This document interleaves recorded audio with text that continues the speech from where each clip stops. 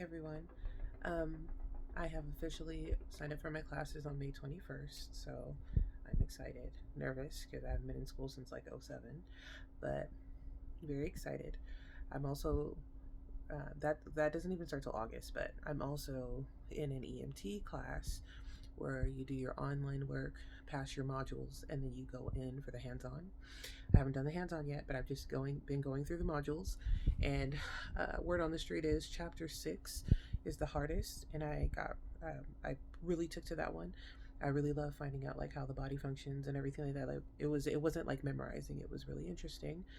So that makes me excited. Um, and so I'm still going through those modules. Just being open, because that's the whole point of this. Is I had student loans from back in the day. I was told by FAFSA recently. First, I was told by someone at the college that, oh, when you start in August, it'll automatically defer your defaulted loans, whatever. And so I called FAFSA just to be safe, and they were like, absolutely not. It only does that if supposedly the college you're going to is the same college your loans were originally at, and then it goes into deferment. But aside from that, they said my only option was to consolidate.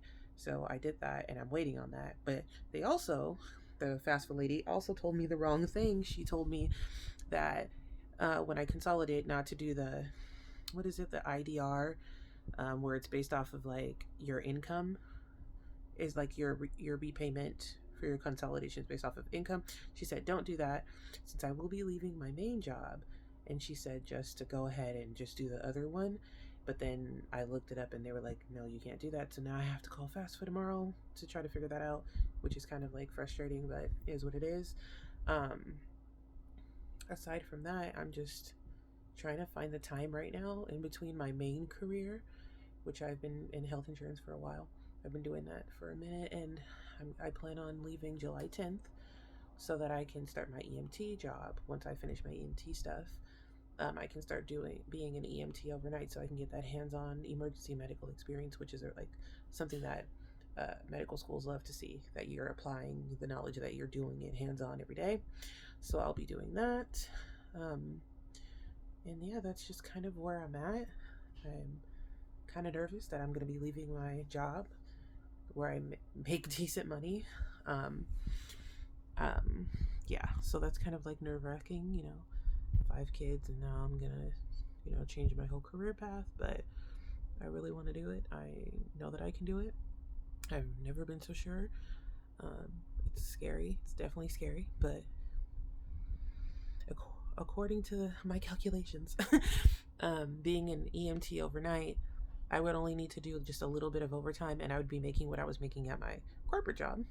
So I'm banking on that and I'm hoping that that's accurate so that I don't have to be like too far off. Um, I've already discussed it with my family as to what I'm doing.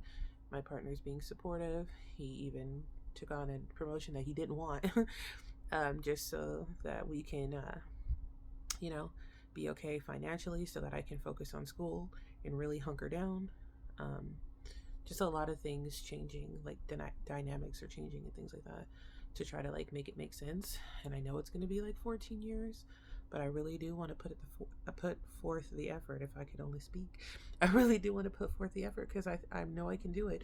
From what I've looked into, being an anesthesiologist, it's really just you know, obviously medical school, you learn all of that, but you have to be good and in emergency situations, hence the EMT, which I will go from. I not only want to do my EMT, but once I finish that and I'm working as an EMT, I also want to become an advanced EMT so I can get the hands on like IVs and airways and things like that that anesthesiologists do all the time, and also emergency situations. So I'll learn to keep my cool and handle the situation as it comes and things like that, and evaluate the situation as a whole, not just assume from one thing. You know what I mean?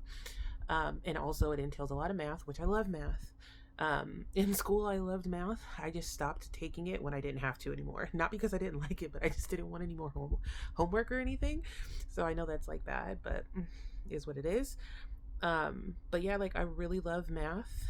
It's my thing. Like I love the really weird, long, drawn out, complicated problems that take up an entire page. Like that's I'm weird, but I love that. I love anything that stimulates my brain. Like for example, chapter 6 in EMT, like learning about anatomy and things like that. That supposedly is the hardest chapter, but for me it was the most interesting chapter because I got to learn how the body functions, and like the way they made it, like the way they broke it down just made a lot of sense. And it's like, oh, so if that happens and then that happens, and they're like, yeah, that happens because of that, you're right, you picked up on that. And I'm like, yeah, I did, because that's really cool. I don't know why people don't like it, but everyone, they're their own person, but I really really enjoy like anatomy. I'm kind of nervous about like chemistry because I've never taken it. I've only, taken algebra 2 or something like that. I haven't gone to chemistry or to calculus or anything like that. And I know that those are requirements. So I'm going to ease into my math since it's been a while, and I don't want to just act like I know it all or anything. So that's happening too. And that's just kind of where I'm at.